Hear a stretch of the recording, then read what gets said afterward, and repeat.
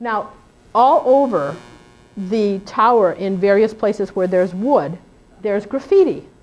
Most of it in pencil. And it's just all sorts of dates here. The earliest date I've seen was 1896, which was the year after the tower was finished. And some of them are as recent, well, when we did the condition assessment, I wrote it in Sharpie on the top, up there somewhere, the condition assessment and the date, because I figured, what the heck, everyone else is doing it. That's part of the history of it. So this goes way back, but people have been up and down inside this tower. I mean, there's some places on the walls that you say, how did they get there? And then you realize there's a staircase missing.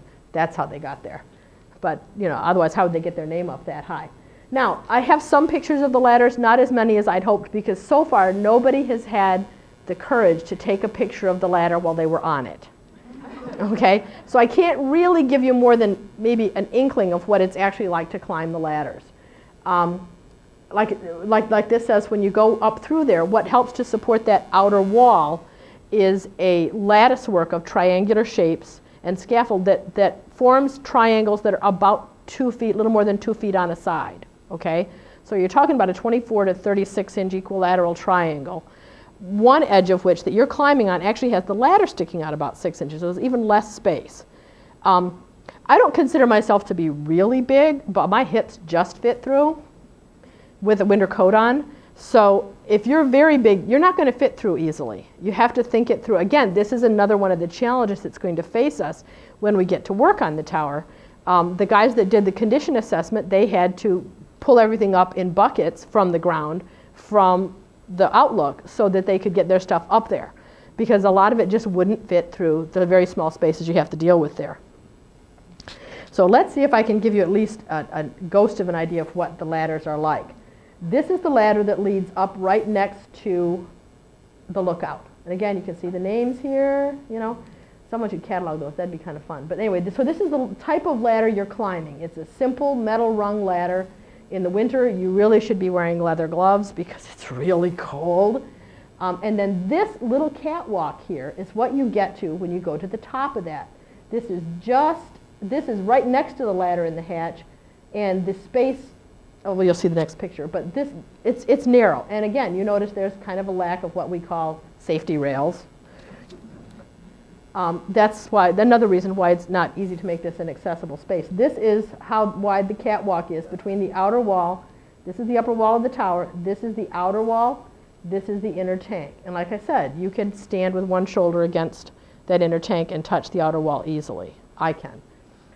This is a grating through which you can actually see the top of those wonderful giant brackets that go around at the outlook level. And you can see where some of the deterioration has happened. You'll see a picture of that later too. So there's not a lot of space. These are the giant brackets I was talking about. These are what they look like inside, okay? And this, if you can get this, this is a girder. This is the top of an I-beam. This is the middle. This is the bottom of an I-beam. I-beams aren't supposed to be lacy on the edge like that. That's one of the problems we have. It's not structural yet. It probably could stand without any work for 50 years with no problem at all. But this situation isn't going to get better. So this may be something we really have to do something about. And if you see the copper, see all the copper discoloration?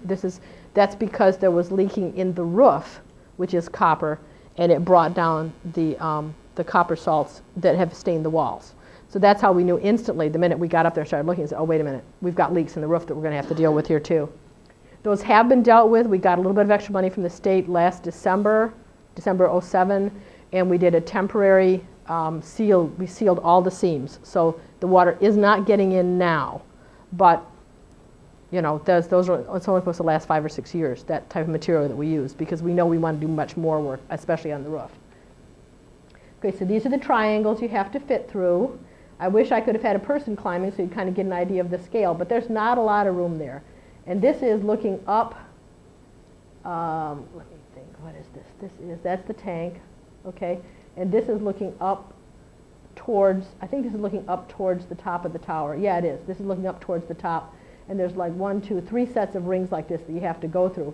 And like I said, the ladder is going through this part of it. So you have less space than it even looks like there.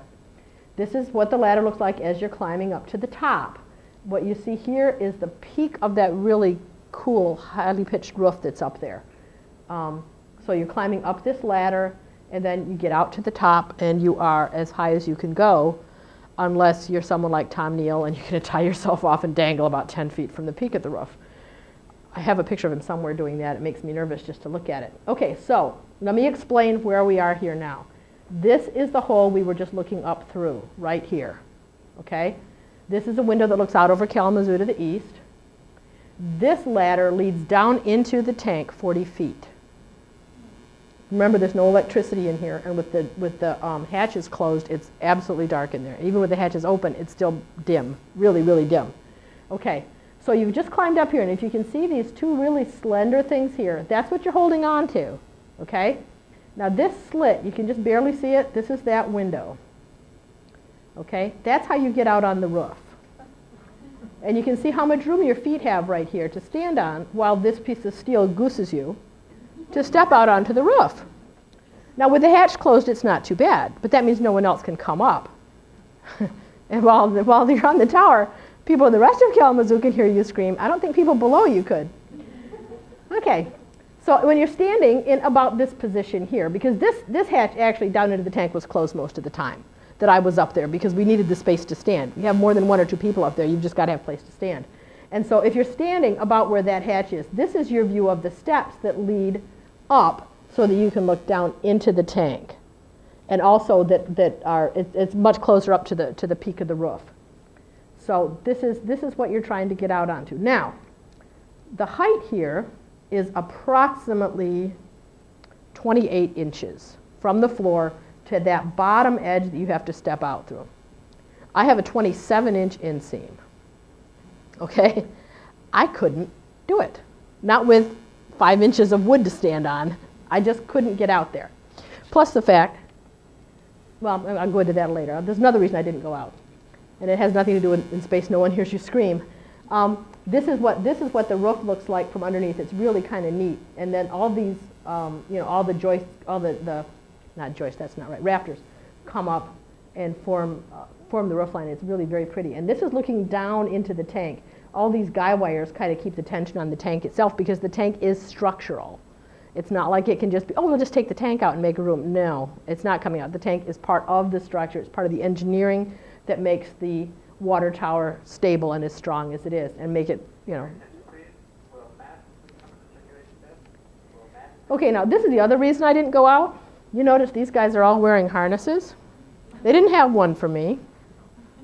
So I said, and you tied off to the very top of the tower to this giant, huge timbered and steel construction, and you don't have a harness for me, so I'm going to stay right where I am.